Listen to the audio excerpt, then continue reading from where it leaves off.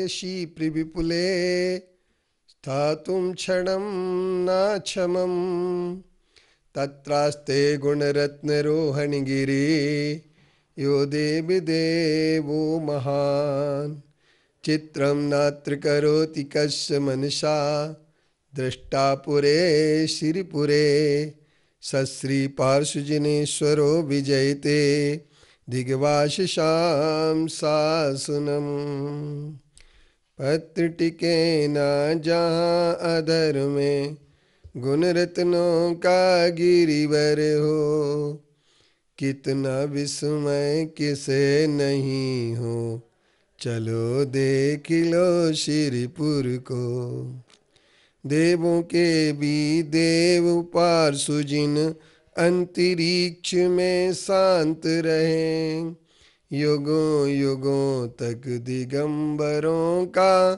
जिन शासन जयवंत रहे।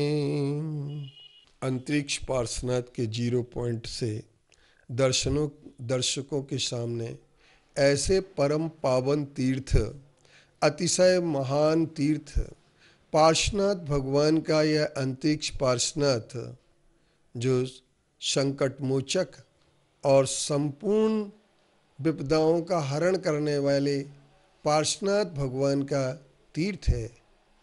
इस तीर्थ पर से 2 बातें आज कहने की हैं।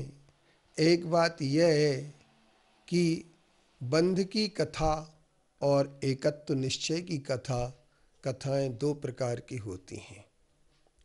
बंध की कथा जो होती है एयत्तस्सुलंभो नवरी सुलभो व्यत्तस्य। एकत्व की कथा जो होती है वो जहाँ सुंदर होती 3 लोक में, वहीं पर आज तक शुद्ध पर्जदानुभूदा सुनी है, पढ़ी है, लिखी है, अनुभव में आई है और दूसरों के उपदेश से भी हमने अगर कोई कथा सुनी है तो वह कथा है बंध की। शुद्ध पर्जदानुभूदा सब्बस्य भी काम भोग बंध कहा। काम की कथा, भोग की कथा और बंध की कथा को सुना है, लेकिन हमने कभी भी वह एकत्व निश्चयगत आत्मा की कथा को नहीं सुना, परमात्मा की कथा को नहीं सुना।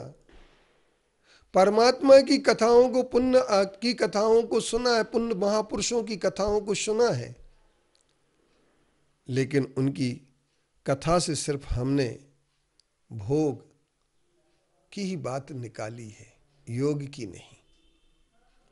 इसलिए ये बंध की कहा तस्सोवलंबो नवरी सुलभो बेहत्तस्य। इसलिए एकत्व विभक्ति की कथा इस संसार में सुलभ नहीं है, दुर्लभ है।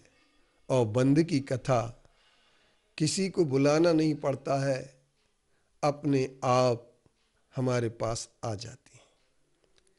आओ हम बंध की कथा से ऊपर उठें, एकत्व आत्मा की कथा पर जुड़ें और हम इस बात के लिए तय करें कि अपने आत्मा के दर्शन, आत्मा की अनिश्चितता को समझ करके किस प्रकार से हम अपने जीवन को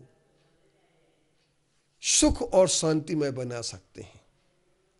क्योंकि जहां बंध होता है, जहां मिलन होता है, तो आचार्य श्री ने अपने निजानुभव शतक में लिखा है, लक्ष्मी मिले मिलन हो, मम हो विवाह, है मूड को विषय की, दिन रेन चाह, पे साधु किंतु सुखना, पर मैं बताते, क्या नीर के मथन से नवनीत पाते। क्या पानी के मथने से नवनीत मिल जाएगा? नहीं मिल सकता है।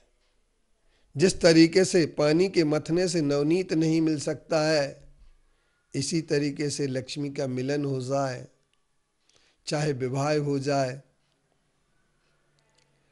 ये सब 5 इंद्रिय के विषयों की चाहत के लिए हम सब करते हैं।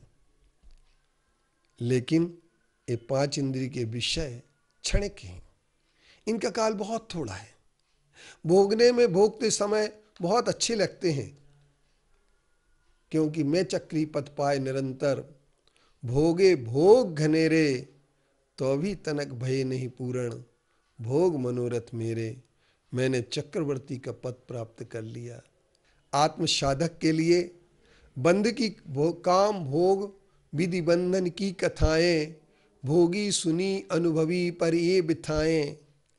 ये काम भोग बंधन की कथाएं हमने बहुत सुन ली हैं, भोगी हैं, भोगते रहे हैं, लेकिन ये सब कथाएं जो होती हैं हमारे लिए पतन की ओर ले जाती हैं। अतः आओ आज हम एक ही संकल्प लें कि हम एक अपने आत्मा की कथा को सुनेंगे और शुद्ध स्वरूप की कथा को सुन करके आत्मकल्याण का मार्ग प्रशस्त करेंगे।